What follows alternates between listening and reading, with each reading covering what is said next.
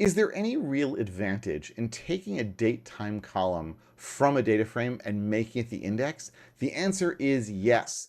There are three reasons to make a date time column your index, what we call a time series in the world of Pandas. So number one is you can retrieve with a subset of the date time. Number two is you can get time slices. And number three is you can resample. And I'm going to show you all three of these here. So to do that, I'm going to say import pandas as PD. I'm going to say here df equals PD read CSV. I'm going to load up taxi.csv, which is 10,000 taxi rides from New York City back in 2016, I believe. I'm going to say parse dates equals tpep pickup date time. I can do others like drop off date time, but we're not going to use that. And then I'm going to say here index call equals tpep pickup date time. And now what's going to happen is we are going to have a data frame in which the index is tpep pickup date time as a time series. We're going to say df.index, and we see, sure enough, it's a date time index. What does that really get me? Well, the first thing, as I said, is we can retrieve with a subset of the date time. So I can say here df.lock, and if I say, well, it's from 2015. So if I want, I can say 2015 0601 and then 001259, and I will get, of course, all the rows for which this is the index, and there are a bunch of those. But if I leave off the seconds, I get all of the rows where it's any number of seconds, so long as it's 0012 here. And if I leave off the minutes, it'll be anything at midnight. And if I leave off the hour, it'll be anything on that day. In other words, if you remove the more specific time values, then you will get the rows for which those are wildcards, or they're treated as wildcards. Could you do this if you just had a date time value in a regular column? Yeah, but it'd be much harder, it'd be much more complicated. This really simplifies things quite a bit.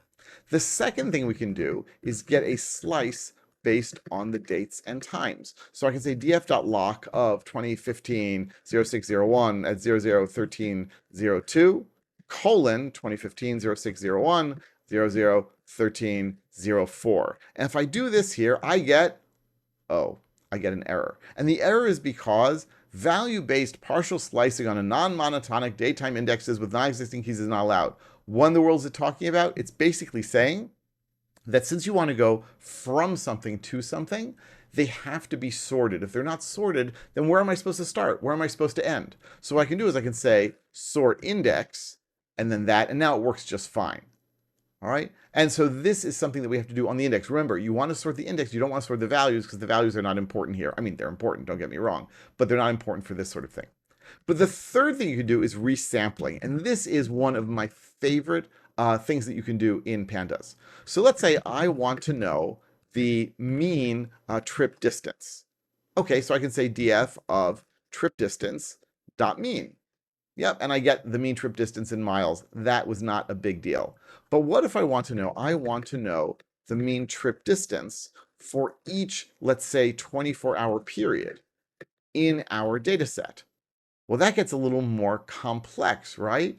So I can say df.resample, and resample does exactly this. It's almost the same, not quite the same. It's almost the same as a groupby, because resampling basically takes the first time in our index and the last time in our index and chops it up into what's going to be 24-hour periods and runs this mean on each of those. So I'm going to say here df resample of one day, and we're going to say here trip distance.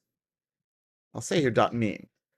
And there we go. And I see for each day from the earliest to the latest, I get the mean trip distance. Notice that there's some NaN values in here, and that's because this data set that I use, it's just 10,000 rides. It's not a representative sample. They were picked from a few days in that June of 2015, and so there are days on which we have nothing, right? So I have no data for the 3rd of June. I have no data for the 5th of June, but it's going to give me a response for every single 24-hour, one-day time period that I asked for it. And you can give a whole bunch of different things, right? So I can say, well, don't do it for 1 day, do it for 3 days. Right, and it'll do that. I can say, give it to me for, let's call it 8 hours. All right, now, by the way, here we go. I should be using little h instead of big H, fine. But you can see then for every 8-hour period, and you can make it as large or as small as you want in terms of granularity, and it will run the aggregation method on the column or the columns that you want as a result. So In summary, here are 3 things that you can do if you have datetime values in your index that you could not do, or at least not easily do, if you didn't, if they were just a regular column. Keep the questions and comments coming, folks. I love answering them. I love getting ideas for what you want to learn. Don't forget to like and subscribe. I'll be back real soon with lots more about Python and Pandas. See you then.